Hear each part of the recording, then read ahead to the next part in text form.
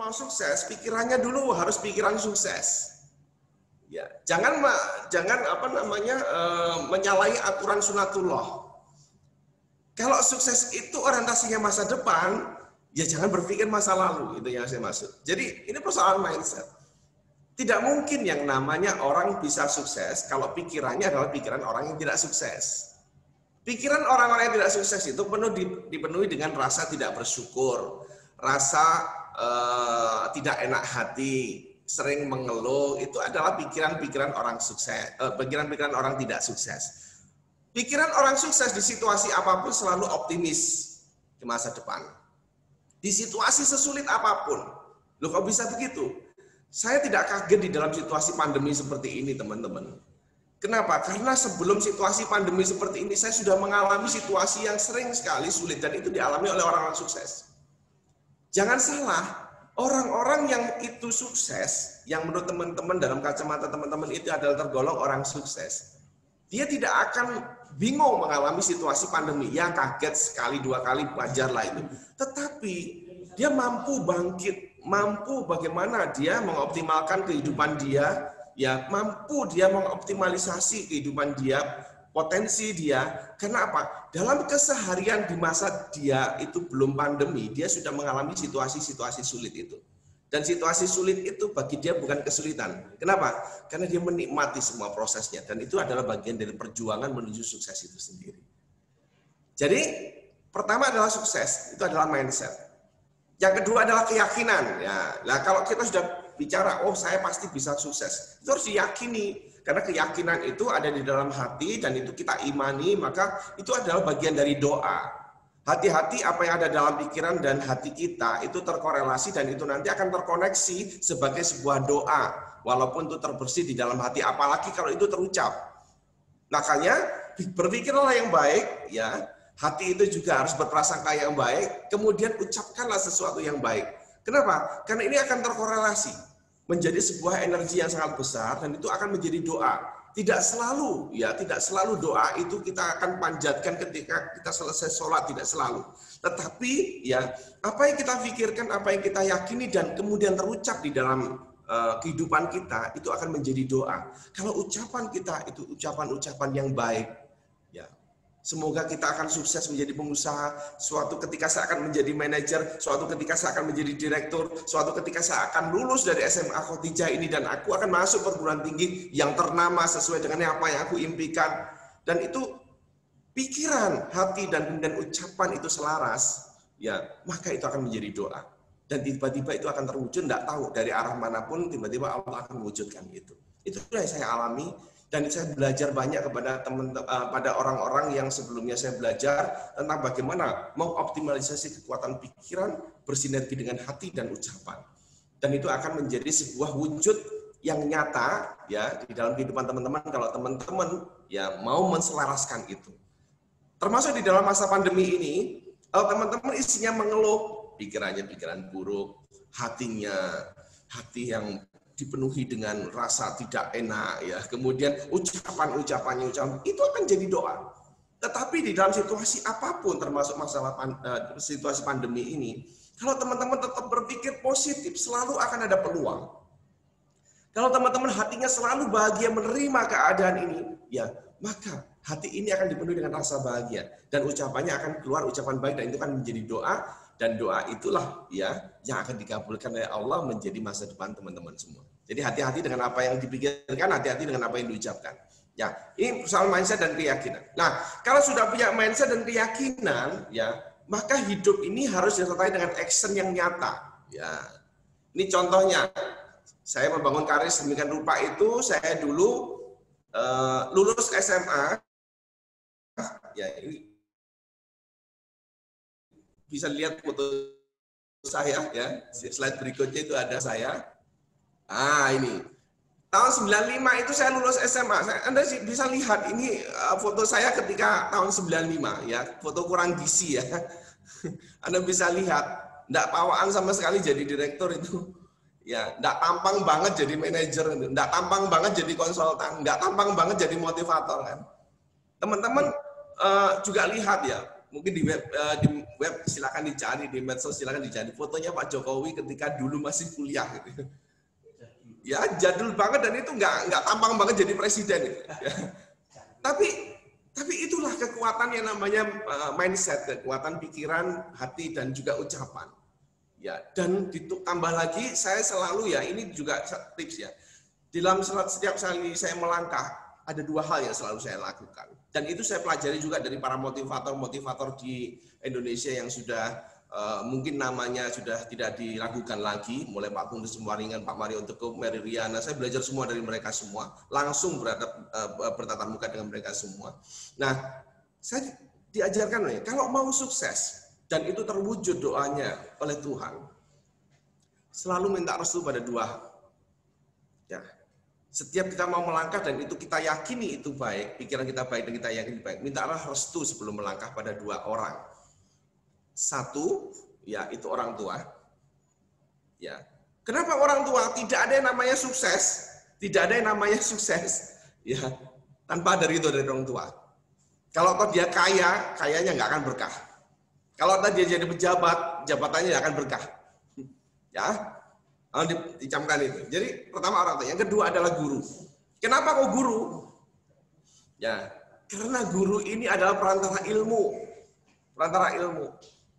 Kalau kita dengan perantara ilmu, kita bisa melakukan apa-apa itu dengan ilmu. Ya, kalau sebagai perantara ilmu saja kita tidak bisa menghargai, ya gimana kesuksesan bisa menghampiri kita. Nah, itu. Jadi ini foto saya tahun 95, Anda bisa lihat ya. Foto yang tidak tidak tampang banget gitu ya. Nah, ini foto saya tahun 2020. Nah, saya menjalani ketika dulu SMA, lulus SMA itu sama orang tua saya enggak boleh kuliah. Kenapa? Karena orang tua saya orang tua yang tidak mampu. Saya terlahir dari keluarga miskin. Ibu saya sudah mengatakan, udah kamu nggak usah kuliah, nggak ada biaya. Akhirnya saya nekat, karena saya punya cita-cita waktu itu jadi psikolog.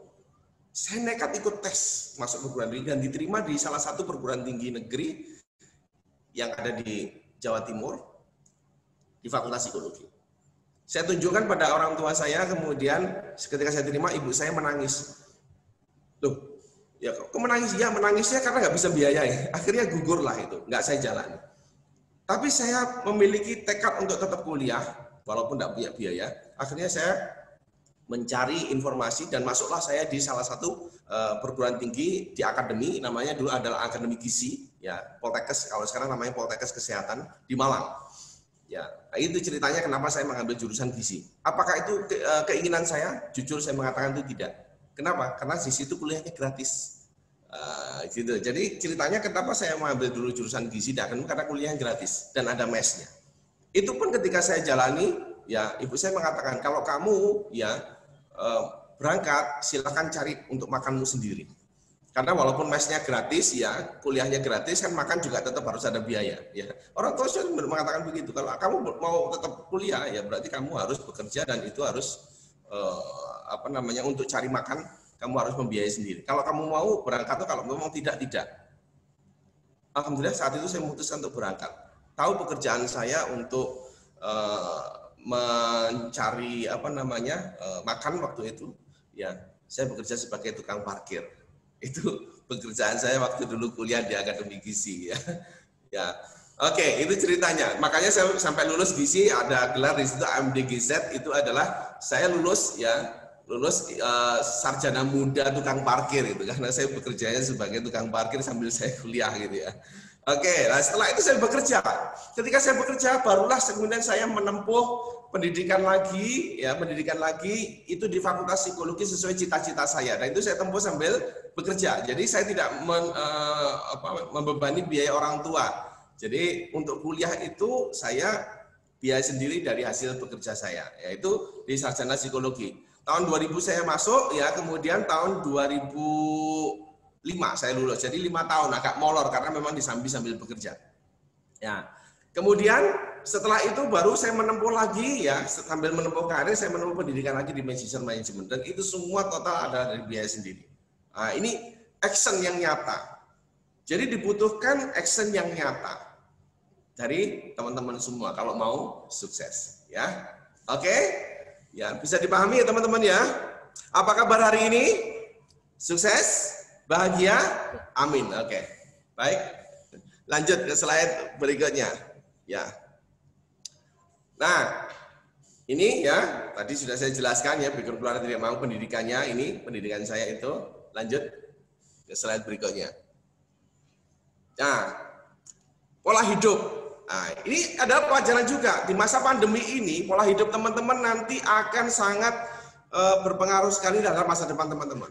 Teman-teman, foto di dalam slide ini, adalah foto pekerjaan ketika ada di di rumah kewirausahaan. Dan ini adalah set kolam untuk kemitraan lobster air tawar. Ya, Anda tahu di situ ada anak, ya, anak itu namanya Muhammad Abrizam, itu anak saya. Dan dia adalah sekolahnya di Khotijah ini juga. Jadi saya ini sebenarnya wali murid di Khotijah, masih kelas 10. Nah, saya menanamkan pada anak saya semua ya bahwa kalau kamu ya pengen uang saku, kamu tidak bisa mendapatkan secara gratis. Bukan saya tidak mau memberikan uang itu kepada anak saya, tetapi saya mengajarkan pola, ya, pola hidup. Dan pola itu sebenarnya teman-teman bisa bikin sendiri. Nah, karena yang namanya sukses itu terbentuk melalui pola perilaku semenjak saat ini. Apalagi masa pandemi seperti ini, kalau Anda tidak membuat pola, pasti nanti bisa jadi sekarang ini banyak yang kecanduan game, ya, kecanduan YouTube, lihat streaming, ya itu sudah penyakitnya karena namanya daring itu gandengannya itu. Nah, ini kalau saya ngasih uang saku anak saya, mereka tak suruh bekerja dulu seperti ini. Baru kemudian saya kasih uang saku. Ini adalah teman Anda masih adik kelas Anda yang di kelas 10. Di Khotijah juga dia sekolahnya. Ya, di Khotijah juga. Ini di kelas IPS. Ya, ini saya suruh ini ketika saya punya job ya mereka saya libatkan untuk bekerja, saya minta untuk ngerakit kolam dan sebagainya, baru kemudian saya kasih upah. Tapi rasa bahagianya luar biasa ketika ini mendidik anak-anak untuk mandiri. Nah, teman-teman juga bikin pola itu. Karena kalau tidak, pola yang terjadi nanti adalah polanya lihat streaming, YouTube, game, itu pasti. Dan pertanyaannya adalah apakah itu menjamin masa depan Anda? Kalau itu iya, nggak masalah Anda teruskan. Kalau memang tidak, ya maka harus dirubah polanya. Karena ini tentang hidup Anda, bukan tentang hidup saya atau tentang hidup orang lain, tentang hidup Anda. Lah, apakah tidak boleh Pak itu semua? Oh boleh, silahkan. Tetapi harus ada ada batas maksimalnya. Karena kadang-kadang kalau sudah jadi kecanduan, kita nggak tahu batasnya. Waktunya sholat main game, waktunya belajar ya YouTube-an. Ya itu mendudukkan pada porsi yang tidak tepat. Itu yang saya maksud. Lanjut.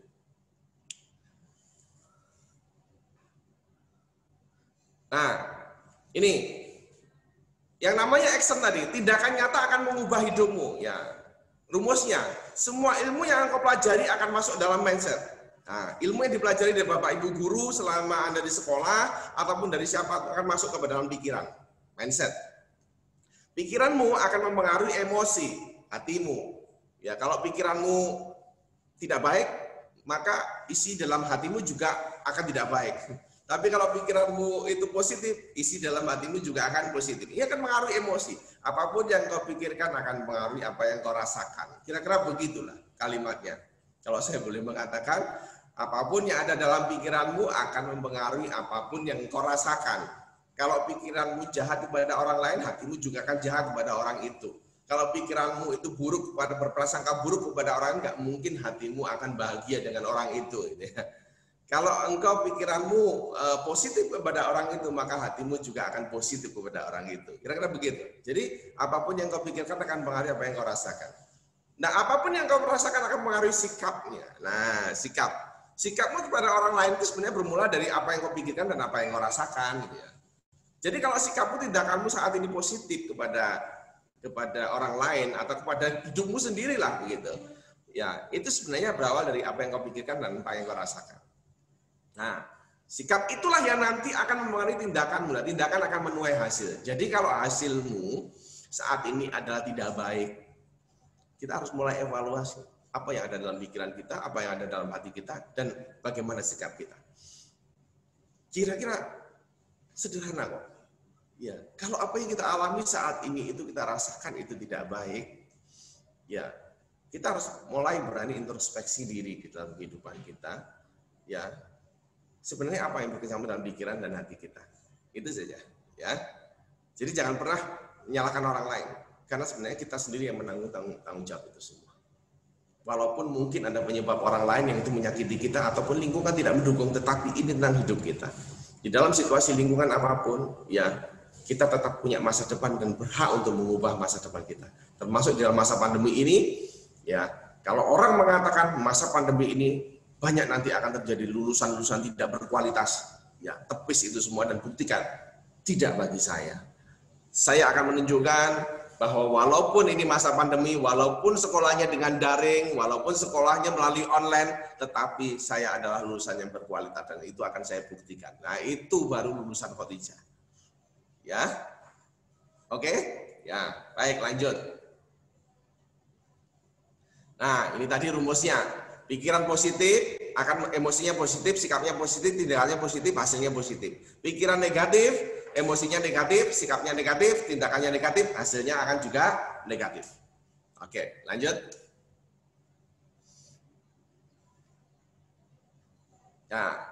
Nah, ini tadi yang saya sampaikan. Meraih keberkahan ilmu. Teman-teman, apapun butuh ilmu. Anda mau masak pun kalau nggak punya ilmunya rasanya juga nggak enak. Ya, Anda mau motong kuku itu loh kalau nggak tahu ilmunya, ya susah.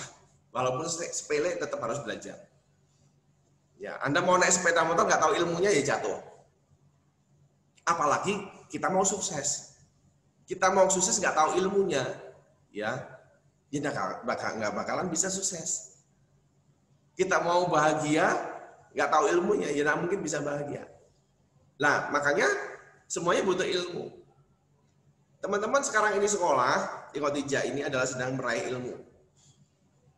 Coba bayangkan, teman-teman meraih ilmu, yang ngajar Bapak Ibu guru, terus kemudian teman-teman nggak hormat kepada orang yang merantau ilmu.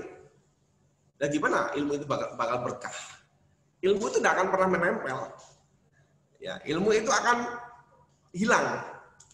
Dan ingat ya, yang membuat kita ilmu itu ada dalam diri kita, itu bukan Bapak Ibu guru, tapi Allah. Keyakinan itu harus kita pahami. Tapi perantaranya adalah Bapak Ibu guru. Kita hidup di muka bumi ini yang menghidupi adalah Allah. Tetapi perantaranya adalah orang tua kita. Makanya kalau kita tidak hormat kepada orang tua dan tidak hormat kepada guru, hidup Anda tidak akan berkah. Jadi namanya sukses dan bahagia itu tidak akan pernah menghampiri diri Anda. Banyak orang lulusan S2, S3, saya berkecimpung dengan dunia orang-orang seperti itu. Dengan para pejabat. Saya sekarang ditunjuk sebagai area direktur GNIK Jatim. GNIK itu adalah organisasi yang berkolaborasi dengan BNSP dan juga Kemenaker, Kementerian Tenaga Kerja. Saya kenalan dengan orang-orang yang dia lulusannya dari perguruan tinggi yang sangat ternama bahkan dari luar negeri. Tapi hidupnya, hidup keluarganya kacau balau. Kehidupan dia secara pribadi kacau balau. Banyak yang seperti itu. Kenapa? Setelah ditelusuri, ketika dia sharing-sharing, karena mereka tahu kalau saya ini terapis, kemudian banyak curhat kepada saya. Ya, setelah ditelusuri, pertanyaan saya cuma dua. Hubunganmu dengan orang tuamu seperti apa? Hubunganmu dengan orang-orang yang itu pernah menjadi perantara ilmumu bagaimana? Dan pasti ada masalah di situ. Jadi itu rumus, teman. Itu rumus. Anda boleh cek kepada seluruh Indonesia, orang sukses yang menurut teman-teman itu siapa orang sukses. Atau bahkan bukan di seluruh Indonesia, seluruh dunia. Orang sukses menurut teman-teman bagaimana? Sukses yang hakiki, yang sesungguhnya, bukan hanya sukses yang sekedar dia punya duit banyak, tetapi kemudian kehidupan pribadinya berantakan, bukan itu. Tapi sukses yang benar-benar sukses, yang dia menjalani dengan begitu happy-nya kehidupan dia, dan di dalam kehidupan dia, ya menurut kacamata orang lain itu begitu idealnya, walaupun bukan berarti dia tidak punya masalah gitu ya. Itu pasti dia akan menghormati orang tua dan menghormati gurunya. Suatu ketika saya punya cerita, saya waktu itu sedang berada di stasiun menunggu kereta api. Tiba-tiba ada beliau sudah sepuh gitu ya, itu masuk kemudian duduk di bangku di belakang saya. Saya antara ingat dan tidak. Ini kalau nggak salah itu guru SD saya gitu. Ya, kemudian saya tanya, Bu, jenengan betul tak Bu Kusnul? Ya, saya dulu lahir di Ponorogo, yang dari Ponorogo. Oh, inggih, jenengan sinten. Begitu tahu kalau dia guru SD saya samperi, kemudian saya salami, kemudian saya cium tangannya. Saya cium tangannya. Begitu saya cium tangannya, saya yakin bahwa ya ilmu yang dia pernah ajarkan waktu di SD dulu itu akan mengalir kepada saya dan itu akan melekat menjadi keberkahan ilmu untuk mengantarkan saya kepada kesuksesan. Itu ya. Jadi sekali lagi ya, hormati yang namanya orang tua dan hormati itu guru kalau Anda memang mau meraih keberkahan ilmu, dan keberkahan ilmu itulah yang mengantarkan Anda ke arah sukses dan bahagia. Apalagi sekarang di masa pandemi ini, Anda tidak ketemu secara tatap muka dengan Bapak Ibu guru, tetapi ya Anda tetap harus hormati mereka. Mereka ini sudah capek-capek menyiapkan itu semua untuk teman-teman. Ya, tapi coba bayangkan, kadang-kadang, yo jujur saja, yo ketika pada saat daring, kadang-kadang absen saja, tiba-tiba kemudian ditinggal tidur, ditinggal pergi. Ya, ditinggal kemana gitu. Yang penting namanya udah muncul. Itu namanya tidak menghargai. Ya. Dan ketika seperti itu terjadi, bisa jadi memang Bapak Ibu guru Anda tidak tahu. Tetapi Allah tahu. Dan ketika pada kondisi Allah tahu itu kondisinya, maka yang namanya keberkahan ilmu itu tidak akan pernah bisa nyampe kepada Anda semua. Jadi teman-teman, ya, tolong pahami betul itu ya, yang namanya sukses itu butuh yang namanya keberkahan ilmu. Ya, keberkahan ilmu itulah yang akan mengantarkan teman-teman nanti menuju ya bagaimana masa depan yang sukses. Oke, next slide.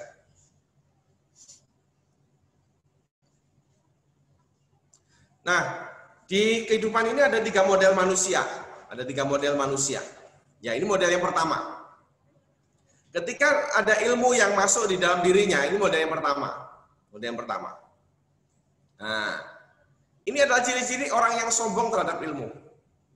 Dia merasa dirinya udah pinter.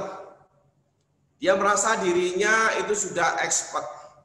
Dia merasa dirinya itu sudah begitu, ya inilah. Sehingga bagi dia ilmu itu tidak begitu penting. Nah, kalau udah seperti ini, yang namanya ilmu tidak akan pernah bisa masuk dalam kepala dia. Yang namanya ilmu tidak akan pernah bisa masuk di dalam kehidupan dia.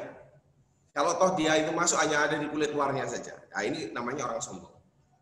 Dan orang sombong terhadap ilmu, ya namanya keberkahan ilmu tidak akan bisa masuk. Ini model orang yang pertama. Dan saya yakin teman-teman bukan model orang yang pertama ini.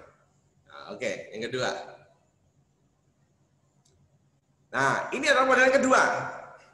Ini adalah ciri orang-orang yang meremehkan terhadap ilmu. Kalau tadi sombong terhadap ilmu, kalau ini adalah meremehkan terhadap ilmu. Ada orang bicara, Bapak Ibu guru bicara, orang tua bicara, ya, ustadz-ustadzah bicara, ya, dia dengerin. Tapi masuk telinga kanan, keluar telinga kiri. Masuk telinga kiri, keluar telinga kanan. Itu situasinya. Ya, itu situasinya. Jadi ya ini yang terjadi. Kalau sudah seperti ini juga sama, ya ilmunya tidak bisa melekat karena ngowos, bocor. Jadi masuk keluar lagi. Ini yang meremehkan, ya meremehkan. Ya ini yang ketiga. Yang ketiga. Nah, tipe yang ketiga ini, belajar kepada siapapun, belajar dimanapun, ya bidang apapun, ya kosongkan dulu. Jangan lihat orangnya, lihat ilmunya.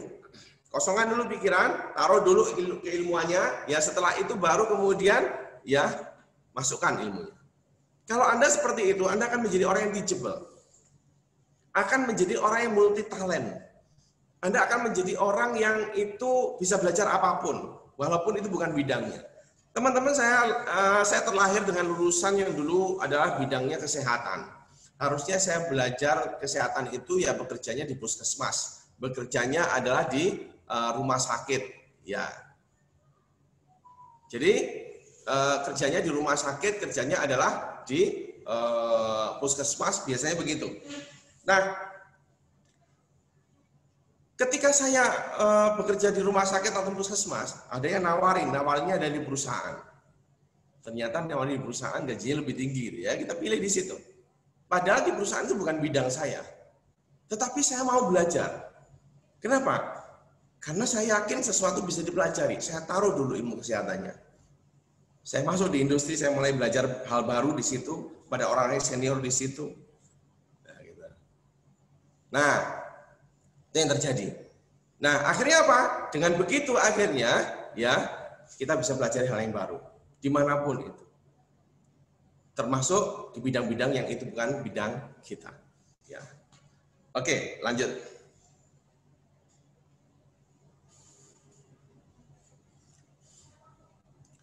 Ya.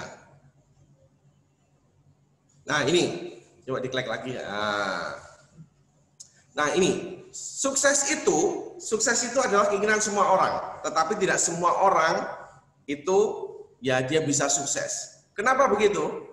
Karena tidak semua orang itu mau membayar harganya. Tidak semua orang mau membayar harganya. Kok bisa begitu? Ya, karena yang namanya sukses itu ada harga yang harus dibayar. Ada harga yang harus dibayar. Harganya apa? Harganya ini. Ya. Coba next slide ya. Nah, ada yang tidak terlihat. Sukses itu ya harus ada inisiatif. Sukses itu ya harus ada keberanian. Jadi sukses itu harus punya inisiatif. Inisiatif terhadap kehidupan kita. Inisiatif terhadap diri kita. Kita harus ambil tanggung jawab. Oh, saya ini masa pandemi. Saya mulai jenuh. Apa yang harus saya lakukan ini? Ambil inisiatif. Oh, yang positif saya harus begini. Harus begitu. Dan sebagainya. Nah, gitu ya. Kemudian kita harus berani mengambil langkah. Kita harus berani mengambil ini, tindakan yang nyata terhadap kesuksesan diri kita. Kita mau apa itu? Kita mau menuju kemana? Ya, kita harus berani melangkah. Nah, berikutnya. Ya, harus berpikir positif. Nah, itu tadi sudah saya jelaskan ya. Harus berjuang. Mau tidak mau harus berjuang. Kalau tidak mau berjuang ya tidak akan mungkin bisa. Tentunya begitu. Ya, terus lanjut. Harus sabar. Nah, ini masa mau sukses kok emosian. Masa mau sukses gampang putus asa, itu namanya nggak sabar. Kemudian komitmen. Nah, ini masalah komitmen ini juga seringkali yang menjadi penyakitnya teman-teman semua di masa pandemi. Pada saat awal-awal ketika masuk, masih semangat. Ini sekolah daring, ya duduk di depan kamera seperti ini, ya 1 bulan, 2 bulan, 3 bulan, ini sudah mulai hanya absen aja. Habis itu nanti tinggal tidur gitu ya, mulai jenuh. Pertanyaannya adalah, kalau Anda tidak punya inisiatif ya, kemudian Anda menjadi gagal meraih ilmu itu, yang rugi siapa? Ya. Dan inilah hidup kita. Jadi inisiatif harus dibangun, ya. Kemudian komitmen itu harus diikat. Ini tentang hidup saya, bukan tentang hidup orang lain. Oh Pak, saya punya orang tua Pak yang masih melayani saya dan bisa membantu saya, gitu ya. Sampai berapa lama orang tua akan bakal menungguin kita? Ya. Hidup kita akan terus berjalan ke depan. Bisa jadi suatu ketika ya orang tua tidak bisa mengiringi kita. Ada batas waktunya dan itu adalah ya takdir Allah. Nah, bayangkan di antara semua itu ya ketika ini proses berjalan terus dan kemudian kita ya belum bisa membahagiakan kedua orang tua kita, ya akan ada penyesalan yang luar biasa dalam diri kita. Makanya ambil komitmen untuk sukses, dan kesuksesan itu yang harus Anda bangun salah satunya adalah agar kita bisa membahagiakan kedua orang tua kita. Oke, nah gitu. Ya, harus ada berani melangkah, keyakinan ya, singkap pantang menyerah. Itu ya, itulah attitude yang harus dibangun, dan itu 80-90% akan mengantarkan Anda pada kesuksesan. Ya, termasuk di era pandemi ini adalah hal yang sangat dibutuhkan dalam hal ini. Oke, next.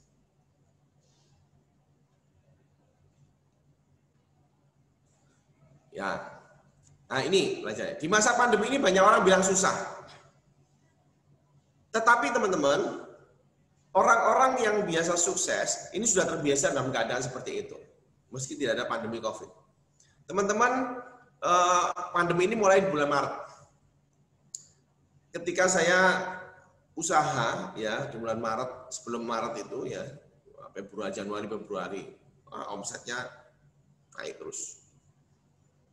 Begitu Maret, jebret, langsung terjun bebas. Padahal ya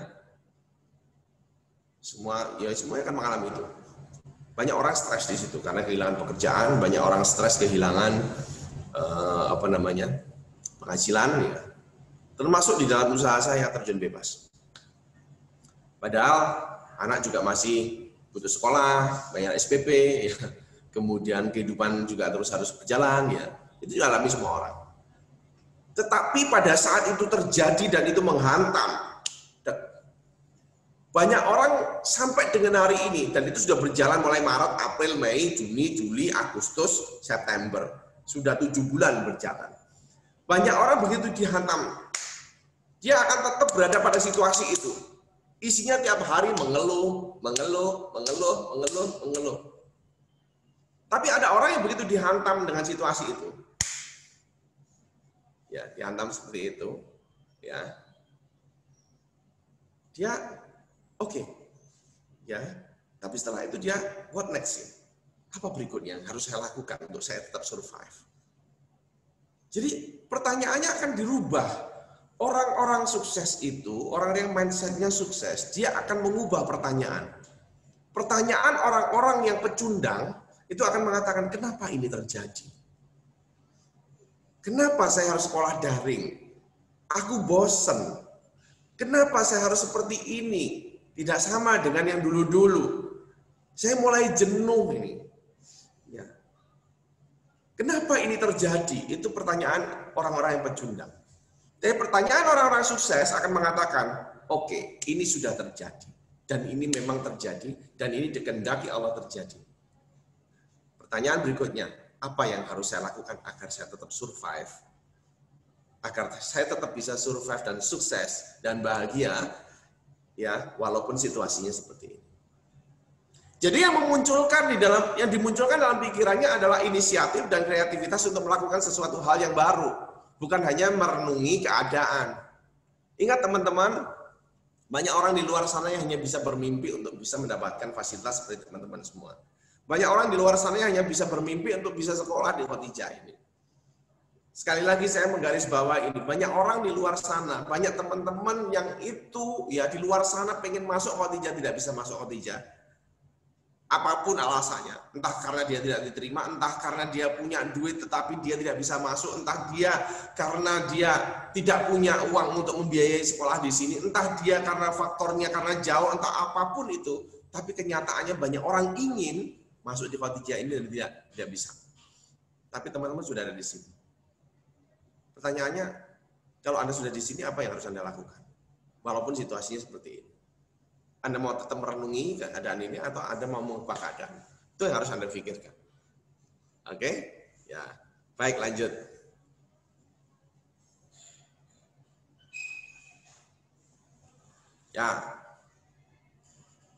Ya, banyak siswa sekolah tidak serius karena via daring. Padahal orang sukses menempuh dan mencari ilmu meski via daring untuk meningkatkan derajat hidupnya. Coba teman-teman ya, kalau ketemu dengan orang-orang yang sudah bekerja, teman-teman akan menyadari itu. Orang bekerja yang saat ini bekerja untuk menaikkan derajatnya, ya, menaikkan derajatnya, dia menaikkan karirnya, dia butuh sekolah, dan itu terbentur waktu. Seperti saya dulu, andai kata itu ada kuliah online, ada kuliah daring, saya akan mencari itu agar lulusnya cepat, ya, dapat ilmunya cepat. Saya molor sampai kuliah sampai 5 tahun di psikologi. Padahal harusnya 3,5 tahun sampai 4 tahun sudah selesai. Molor itu biayanya juga lebih banyak. Kenapa? Karena harus bekerja. Saya harus bekerja pagi, malamnya kuliah. Itu saya jalani 5 tahun. Dan itu banyak yang seperti itu. Yang teman-teman pengen sekali dia menaikkan derajatnya, yang dulu lulusan SMA, kemudian dia bekerja, dia pengen kuliah lagi sambil bekerja, tidak punya waktu. Dan itu ditempuh melalui daring akhirnya. Ya, untuk menaikkan derajatnya. Nah sekarang teman-teman banyak mengeluhkan karena via daring. Nah, jadi balik lagi itu persoalan mindset, bagaimana kita menetralisir pikiran kita, ya, dan itu semua kembali pada diri kita. Ingat sekali lagi di awal saya sudah sampaikan, motivator yang terhebat bukan saya, bukan orang lain di luar sana. Motivator terhebat adalah Anda semua yang sedang menikmati acara ini hari ini. Ya, situasi apapun keadaannya, Anda berhasil jadi motivator atau tidak, itu bergantung kepada diri Anda sendiri. Oke. Lanjut. Nah, banyak siswa sekolah tidak serius karena daripada orang sukses menempuh hanya orang-orang berilmu yang dijanjikan Allah dinaikkan derajatnya. Ya, jadi Allah itu menjanjikan naiknya derajat itu karena orang-orang berilmu. Jadi jangan pernah lelah mencari ilmu walaupun via daring. Teman-teman faktanya begini. Menurut penelitian, faktanya begini. Ilmu yang didapat dari Bapak Ibu guru, ketika dia tatap muka offline itu hanya 30%. Tetapi sesungguhnya ilmu yang nantinya akan benar-benar terimplementasi dalam kehidupan teman-teman, sisanya itu adalah berdasarkan apa yang teman-teman cari, berdasarkan pergaulan yang ada di luar sana, dengan siapapun. Makanya kalau Anda bergaul dengan orang sukses, Anda akan kecepatan suksesnya. Kalau Anda bergaul dengan orang-orang yang sering mabuk-mabukan, ya Anda akan pasti ikut mabuk. Jadi 30% yang Anda dapatkan dari pelajaran offline. Jadi sebenarnya tidak terlalu ngaruh juga apakah itu daring atau offline. Karena sebenarnya ilmu itu bisa Anda cari di luar sana. Tergantung Anda mau mencari atau tidak. Sama halnya kalau nanti teman-teman melanjutkan kuliah, pada saat sesi akhir teman-teman harus mengerjakan skripsi. Skripsi itu teman-teman harus mencari itu, ya, mencari sendiri itu literaturnya. Walaupun ada yang bimbing, tapi teman-teman ini benar-benar mau selesaikan ya selesai, enggak juga enggak, sama sebenarnya. Anda ini sekarang ini udah mengalami era itu, era kemandirian yang itu benar-benar sudah diajukan semenjak oleh Allah dikehendaki. Memang semenjak SMA ini Anda benar-benar harus meningkatkan rasa kemandirian untuk meraih kehidupan Anda yang lebih baik. Next.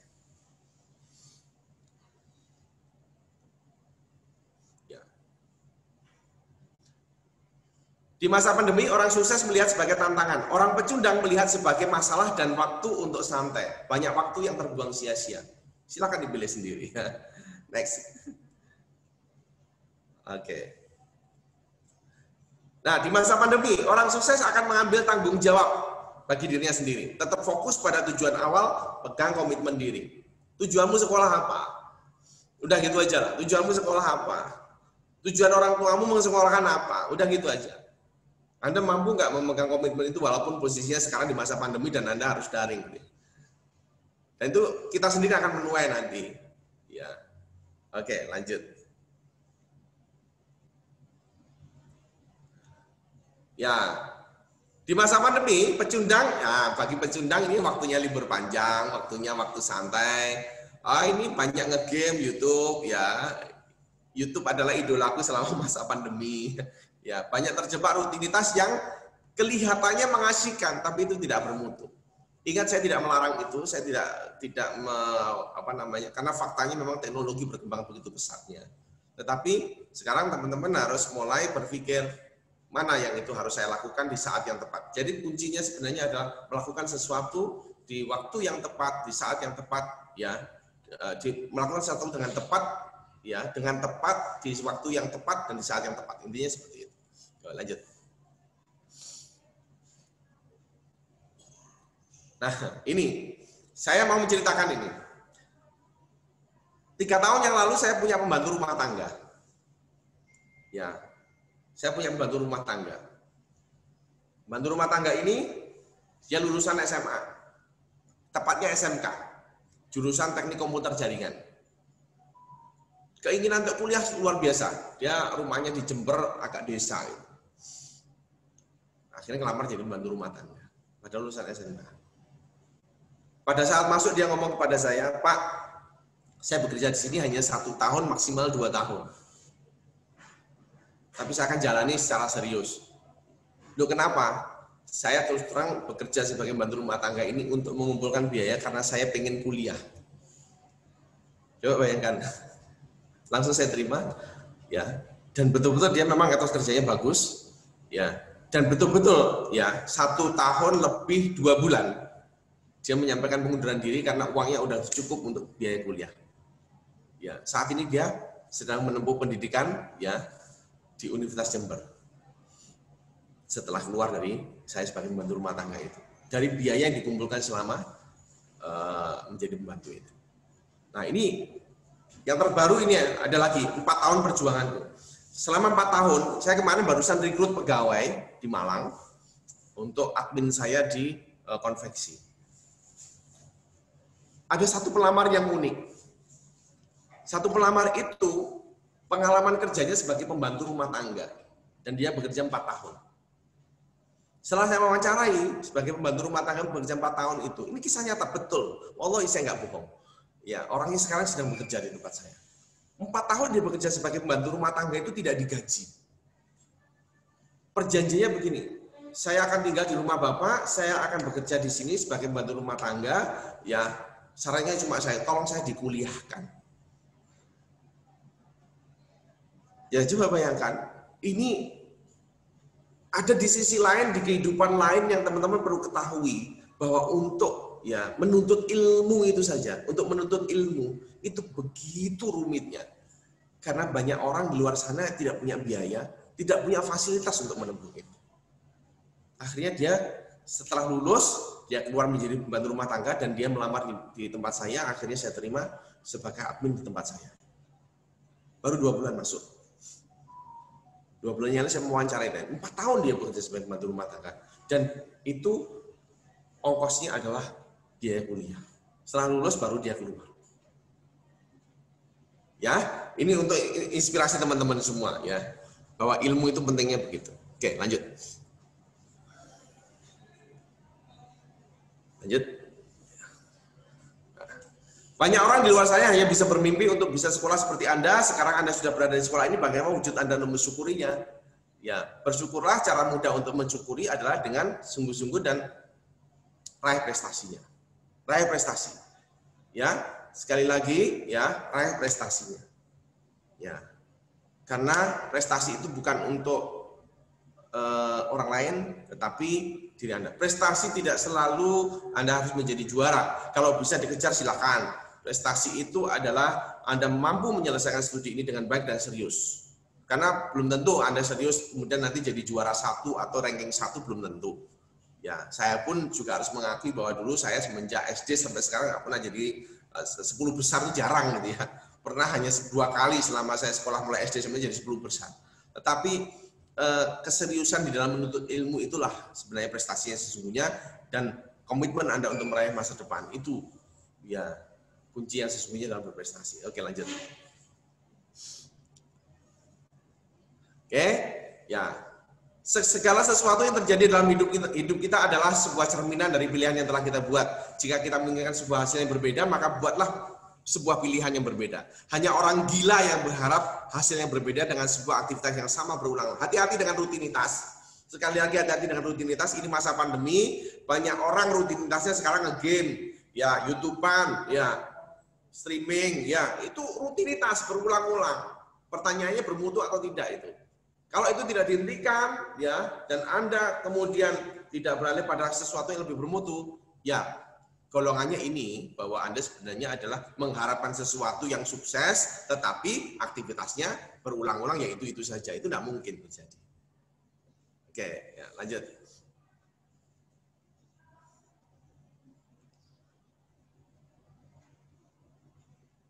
Ya. Nah, di masa pandemi ini adalah saat yang tepat untuk menemukan jati diri. Jawab 2 pertanyaan. Siapa diri saya dan untuk apa semua ini saya lakukan? Untuk apa saya sekolah ini?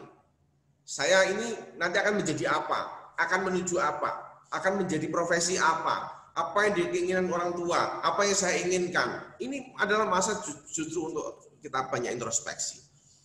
Jadi dengan kita menemukan bahwa kita untuk apa ini semua, maka kita akan melakukan sesuatu yang itu tanggung jawab terhadap kehidupan kita. Itu kuncinya di situ. Ya, lanjut. Menjadi apa diriku bergantung pada apa yang mempersepsikan jati diriku. Ya, kalau sudah jati diri itu ditetapkan, maka kita akan memiliki yang namanya unshakable mentality, mental yang tangguh dan itu tidak akan tergoyahkan. Ya, karena apa kalau itu tidak menemukan ya apa yang saya inginkan, apa yang saya betul-betul ingin wujudkan itu tidak tertanam pada diri, maka kita akan gampang terombang-ambing oleh situasi. Dan itu adalah masa-masa yang memang rawan di usia-usia Anda, itu masa yang rawan ya untuk pengaruh, ya untuk pengaruh.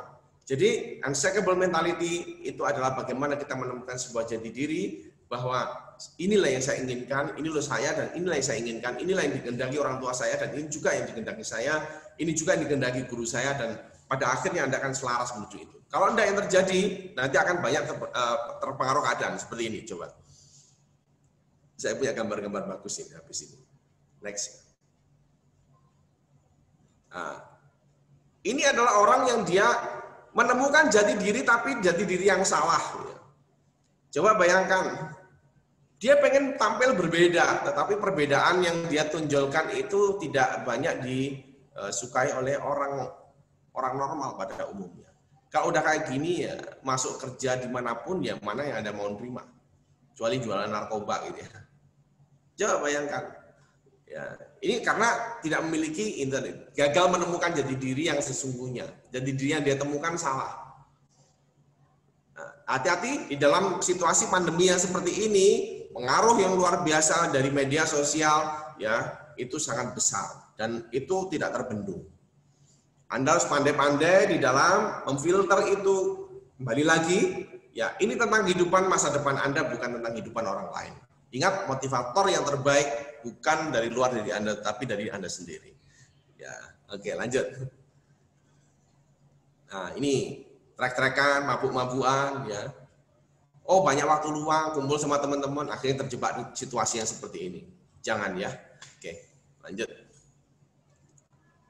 Nah, ini dulu sih, ya. Sekarang udah nggak ada sepak bola. Ya, ini karena menemukan jati diri yang salah, ya. Ya. Oke, lanjut. Nah, ini juga pengen tampil yang berbeda, tapi tampilnya adalah sesuatu yang unik, tetapi ya aneh aja kan begitu di mata orang lain. Oke, lanjut. Ya. Nah, jadi pada akhirnya manusia selalu diberikan dua pilihan jalan. Tugasnya hanya memilih, ya. Saya memilih sayap kanan atau sayap kiri, ya gitu aja. Tadi sudah saya jelaskan positif, positif, positif, positif, negatif, negatif, negatif. Apa yang pikirkan, emosinya, ya sikap, tindakan, ya itu. Jadi positif emotion. Masing-masing pilihan ada sesuatu yang pasti nanti akan Anda dapatkan, karena akan mengandung konsekuensi yang akan dipikul nantinya. Oke, lanjut. Ya, terus, ya. Kebiasaan lama apa, kebiasaan baru apa. Mulai hari ini tetap, kalau kemarin sudah kebiasaan lama saya begini, hari ini mulai hari ini dan seterusnya saya harus mengambil langkah yang seperti apa. Itu menjadi satu kunci, ambil tanggung jawab itu. Ayo berani evaluasi diri, ya kira-kira selama ke depan ini apa yang harus saya rubah. Ya, itu. Lanjut. Ya, buatlah sebuah keputusan terbaik, direstui orang tua dan tetap sesuai dengan aturan main Tuhan. Jadi balik lagi, ya kiblatnya adalah apa yang kita lakukan ini diridhoi Allah atau tidak. Artinya sesuai dengan jalan yang direstui Allah atau tidak. Kemudian balik lagi ke orang tua, kemudian guru. Wes kuncinya 3 itu pegang ya. Oke, lanjut. Ya, masa depanku adalah tanggung jawabku. Tidak ada yang terjadi secara kebetulan. Ada hubungan sebab akibat. Apa yang terjadi pada masa kita hari ini adalah hasil dari apa yang kita tuai di masa lalu. Apa yang Anda dapatkan di masa depan adalah hasil karya Anda di masa sekarang. Ya, jadi gampang sekali untuk melihat masa depan Anda. Sebenarnya Anda harus lihat apa saja yang Anda lakukan hari ini. Itu nanti akan Anda tuai di masa depan. Itu saja sebenarnya pesan yang di dalam slide ini. Oke, lanjut. Jadilah pemenang kehidupan, ya. Pemenang kehidupan itu seperti apa? Dari diri kita, from zero to hero. Zero. kita merasa bahwa diri kita bukan siapa-siapa, kita hanya hamba Allah, ya, bukan siapa-siapa, tetapi di mata orang lain kita adalah pahlawan. Kenapa kok pahlawan? Karena kita hidup bermanfaat bagi banyak orang. Itulah pahlawannya sesungguhnya. Sekali lagi, kehidupan sesungguhnya adalah ketika kita mampu memberi manfaat bagi banyak orang. Sebaik-baik manusia adalah yang mampu bermanfaat bagi banyak orang. Jadi kita merasa diri kita tidak punya apa-apa, kita merasa diri kita bukan siapa-siapa kecuali hamba Allah, tetapi di mata orang lain kehidupan kita membawa manfaat bagi banyak orang. From zero to hero, ya, from nothing to something, dari sesuatu yang tidak ada, ya, kemudian menjadi ada, dan keberadaan kita membawa manfaat bagi banyak orang. Ingat teman-teman, Anda punya tanggung jawab pada masa depan Anda sendiri, ya. Ada waktunya Anda saat ini harus mengambil tanggung jawab pada kehidupan masa depan Anda. Sekali lagi, masa pandemi tidak bisa kita ingkari. Ini takdir Allah. Tapi ketika ini sudah terjadi, kita mau tetap berhenti di situ atau kita mau, ya, mengubah keadaan ini dengan karya kita, dengan inisiatif kita, ya, untuk masa depan kita, atau tidak, itu semuanya kembali pada diri kita. Ingat, Adalah motivator yang sesungguhnya, adalah motivator sejati di dalam kehidupan Anda. Dan itu semua, ya, niatkan semua untuk kebahagiaan kehidupan masa depan Anda, dan juga membahagiakan kedua orang tua kita, di mana orang tua kita adalah wakil Allah di muka bumi ini. Salam sukses, bahagia, amin. Apa kabar hari ini? Sukses, bahagia, amin. Oke, mudah-mudahan manfaat apa yang saya sampaikan selama 1 jam ini, ya. Selebihnya mungkin bagi teman-teman yang mau menanyakan, ya, mau tanya atau mau menyampaikan sesuatu, ya, silakan. Nanti saya kasih hadiah. Ya, kalau ada yang mau menyampaikan, silakan, saya catat. Pak, saya Pak. Bisa dimunculkan ini, saya udah tahu namanya. Oh, ini ya, sebentar.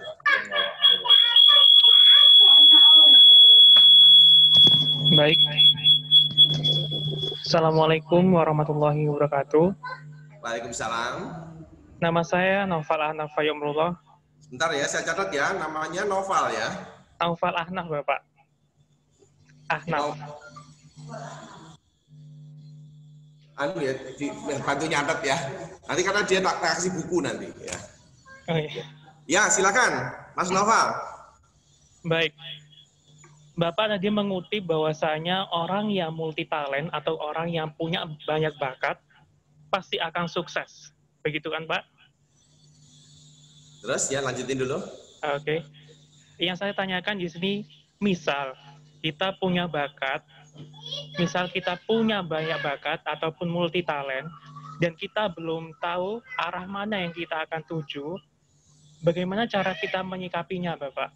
Apakah kita fokus pada satu talenta sebagai modal kita untuk masa depan, ataupun kita mengembangkan semua talenta yang kita miliki? Mungkin itu yang bisa saya tanyakan. Oke, bagus sekali Mas Noval, pertanyaannya luar biasa.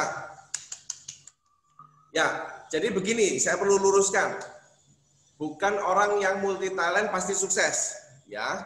Bukan orang yang multi talent pasti sukses, ya. Tetapi begini, saya perlu harus garis bawahi bahwa orang itu, ya, ilmu apapun sebenarnya di dalam kehidupan ini perlu harus kita pelajari, tetapi tetap kita harus fokus pada apa yang menjadi bidang kita.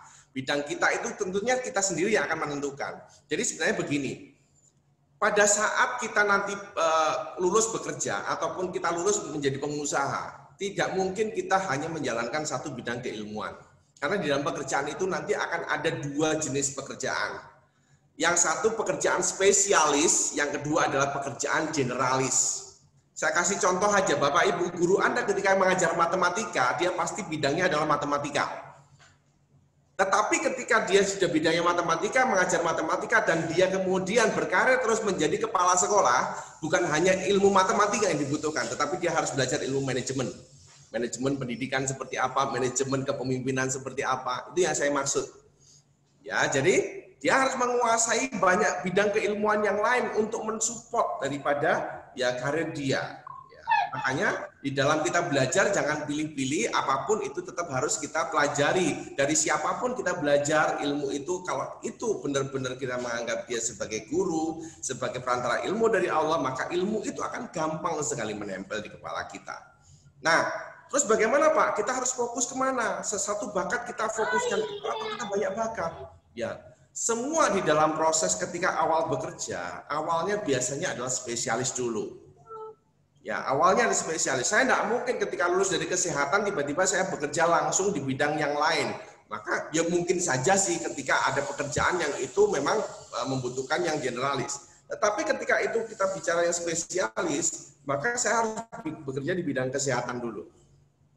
Ya, ini kita bicara. Tapi ketika misalnya saya menekuni bidang kesehatan, saya menjadi ahli gizi di situ di sebuah puskesmas. Ketika saya menjadi kepala instalasi gizi, misalnya begitu.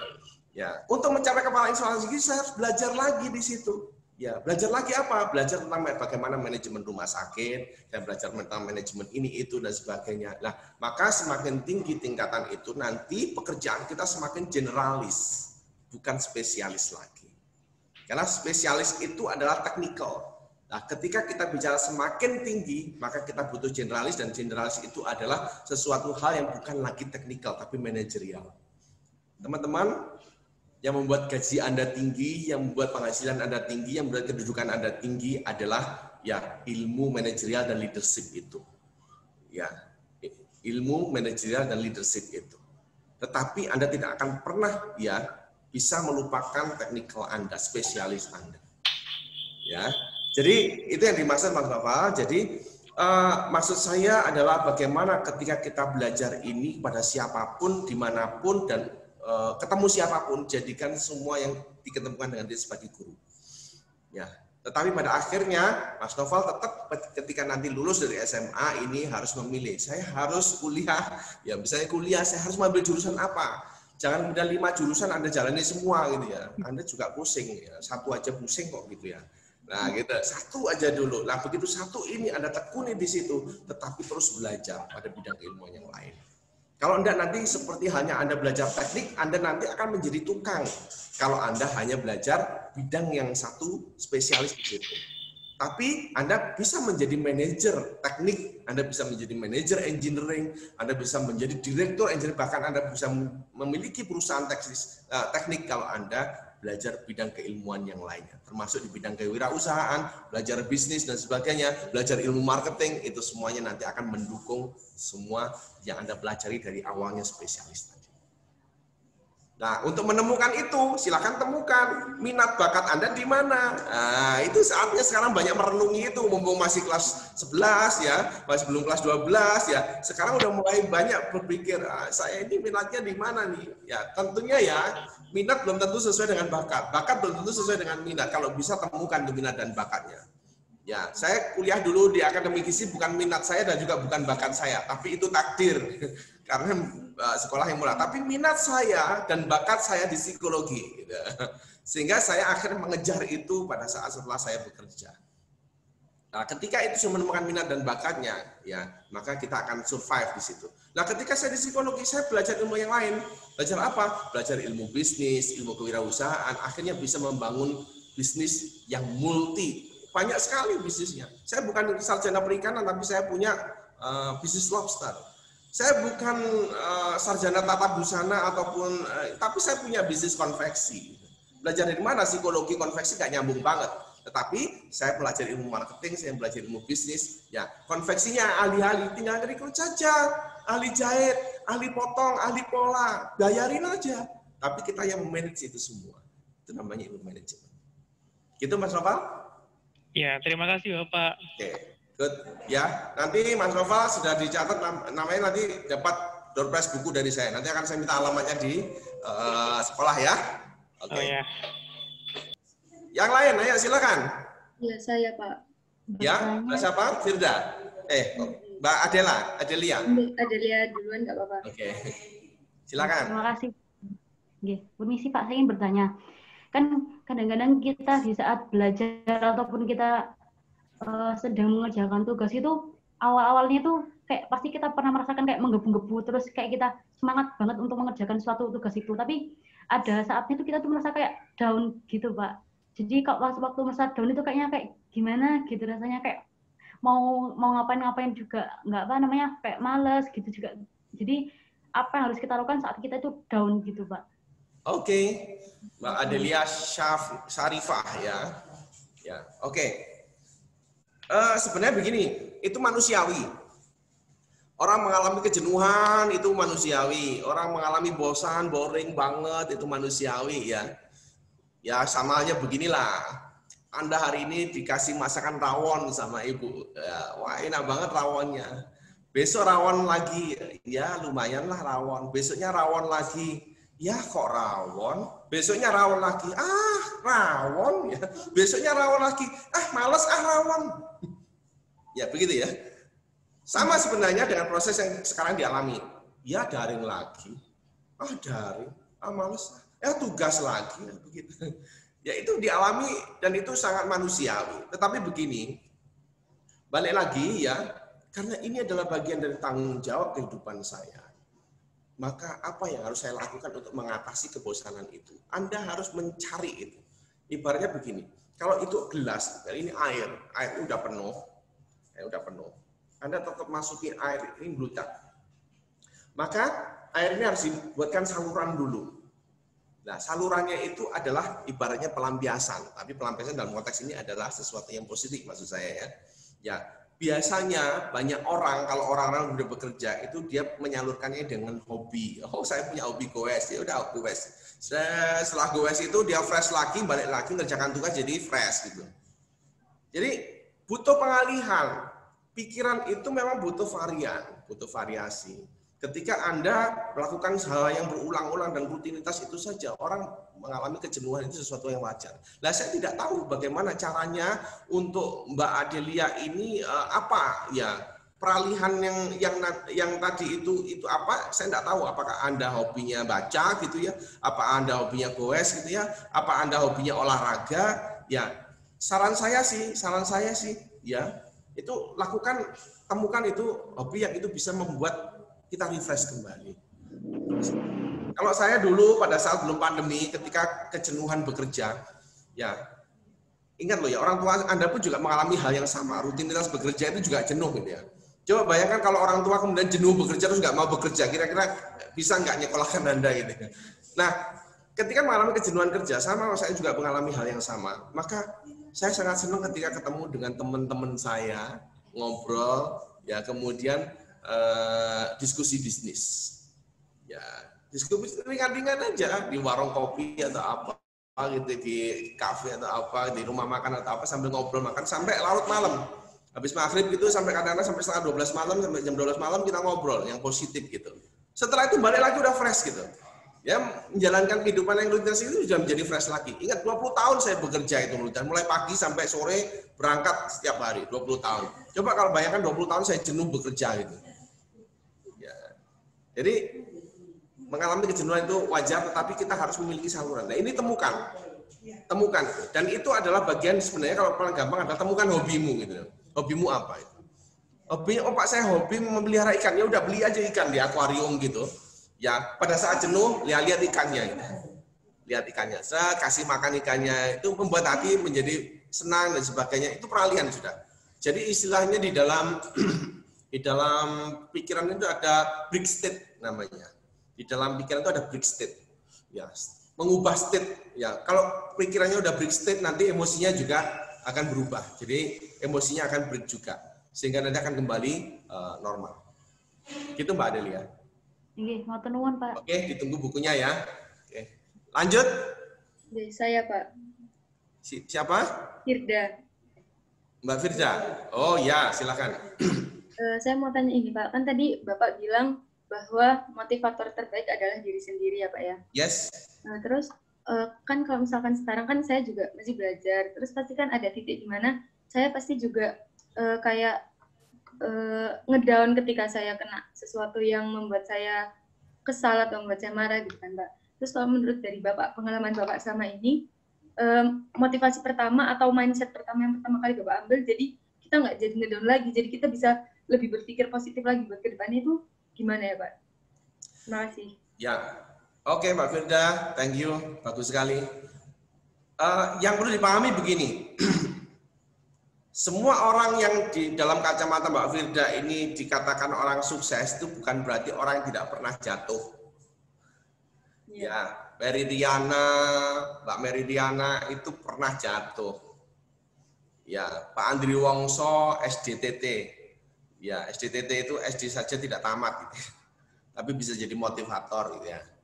Ya, Pak Tung Desemaringen bisa jatuh. Pengusaha Pak Sandiaga Uno itu Sandiaga Uno itu juga pernah jatuh. Ya, Bob Sadino juga pernah jatuh. Semuanya pernah mengalami itu. Tetapi yang membedakan begini ilmunya. Ketika yang membedakan adalah orang yang dia pecundang, ketika dia jatuh, bangkitnya susah. Bangkitnya susah. Anda pernah mengalami nilai jeblok. Ada orang yang pernah mengalami nilai jeblok, siswa SMK atau SMA gitu ya, jeblok. Dia mengeluhkan keadaan ini terus, padahal ada nilai yang lain yang itu bisa mengangkat itu.